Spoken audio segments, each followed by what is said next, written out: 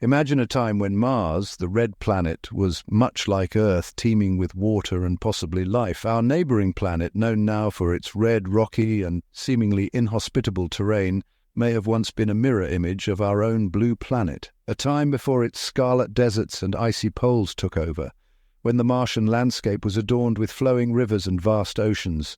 Now, Mars stands as a stark contrast to our lush, life-sustaining Earth. It's a world of extremes, freezing cold, bone dry, and with a thin, unbreathable atmosphere. However, the clues etched into its surface tell a different story. The valleys and dried-up riverbeds scattered across the Martian landscape whisper tales of a time when water was abundant, when life, as we know it, could have possibly flourished. The evidence is so compelling that over the past half-century we've launched more than 50 missions to unravel the Martian mysteries. Probes have been sent, rovers have been deployed, each bringing back pieces of a cosmic puzzle that keeps astrophysicists awake at night. Their findings have painted an intriguing picture of Mars's past, a picture that looks strikingly similar to the early chapters of Earth's own geological history. These missions have uncovered signs of ancient lake beds and river deltas. They've detected minerals that only form in the presence of liquid water. They've even found traces of methane in the Martian atmosphere, a gas that on Earth is largely produced by living organisms. These revelations have triggered a seismic shift in our understanding of Mars. They've transformed it from a desolate, lifeless world into a planet that once might have been awash with the key ingredient for life as we know it, water.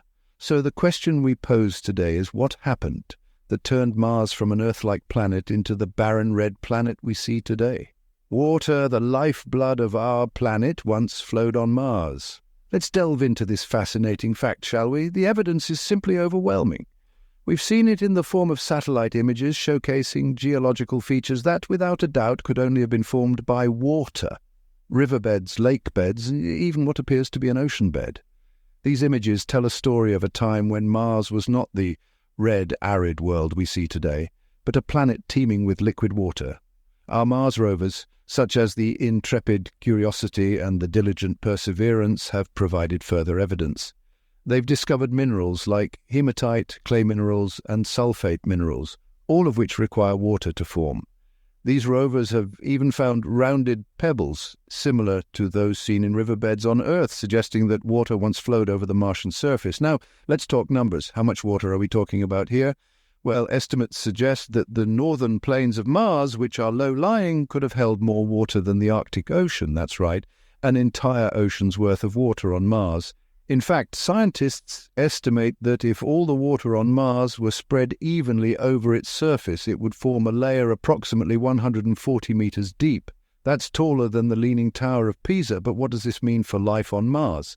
The presence of water is one of the key requirements for life as we know it. If Mars once held this much water, it seems plausible that it could have supported some form of life. This is not to say that we are talking about Martian civilizations or little green men, but perhaps simpler forms of life, like microbes. The existence of water is undeniable, but where did it all go?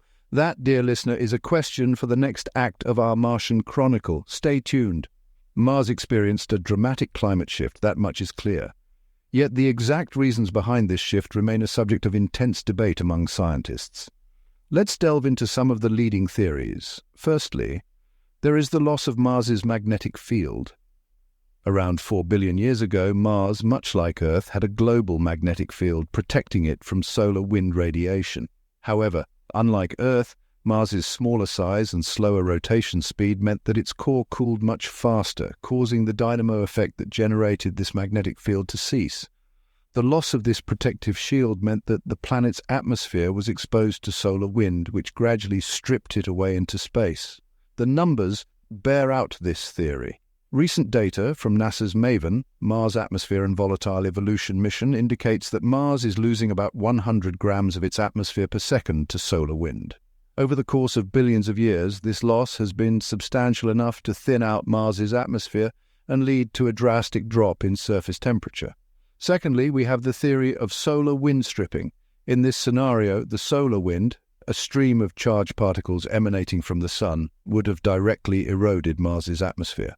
However, this theory is somewhat controversial, as the rate of atmospheric loss due to solar wind alone appears to be too slow to account for the dramatic climate shift on Mars. Lastly, there's the theory of volcanic activity. Mars is home to the largest volcano in the solar system, Olympus Mons. Volcanic eruptions could have pumped massive amounts of greenhouse gases into the atmosphere, causing a temporary warming period. However, as the volcanic activity decreased, so too would have the greenhouse effect, leading to a rapid cooling of the planet. The climate shift on Mars was a turning point in the planet's history, a point of no return. These theories, backed by an array of data, offer us a glimpse into the complex and intriguing climatic history of the red planet. Each theory paints a picture of a planet that was once warm and wet, but which underwent a dramatic transformation into the cold, barren world we see today. The once Earth-like Mars was dying, losing its atmosphere and water. This is the story of a planet's slow fade, a tale of atmospheric escape and evaporative loss that played out over billions of years. Let's talk about how Mars lost its atmosphere first. You see, Mars lacks a global magnetic field, which on Earth serves as a protective shield against solar winds.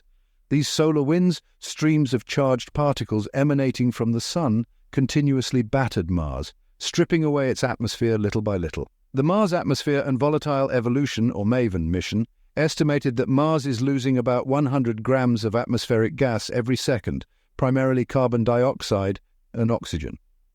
Now let's discuss water, the elixir of life. Mars was once awash with vast oceans and rushing rivers, but as the atmosphere thinned, so did the pressure that kept water stable. Over time, the water on Mars began to evaporate and escape into space. A study published in the journal Science estimated that Mars has lost a volume of water equivalent to an ocean of depth 150 meters, covering the entire planet. The implications of these losses were profound.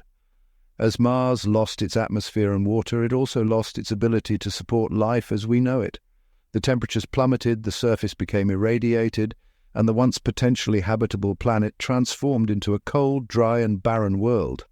This is not to say that Mars is completely devoid of life. Some scientists theorize that life, if it ever existed on Mars, may have retreated underground as conditions on the surface became inhospitable, but these are theories yet to be proven. The death of Mars was not instantaneous. It was a slow decay over billions of years.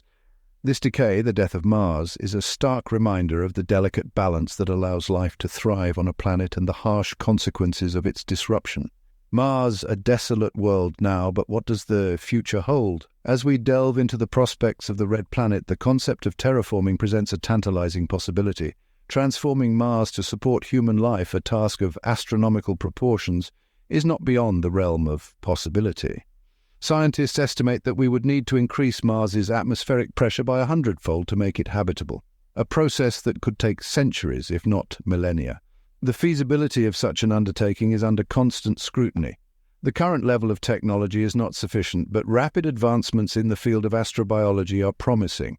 Ongoing missions like NASA's Mars 2020 and planned endeavors like SpaceX's Starship missions aim to gather crucial data, paving the way for potential colonization. Our fascination with Mars is unending. We continue to reach out, to explore, to understand.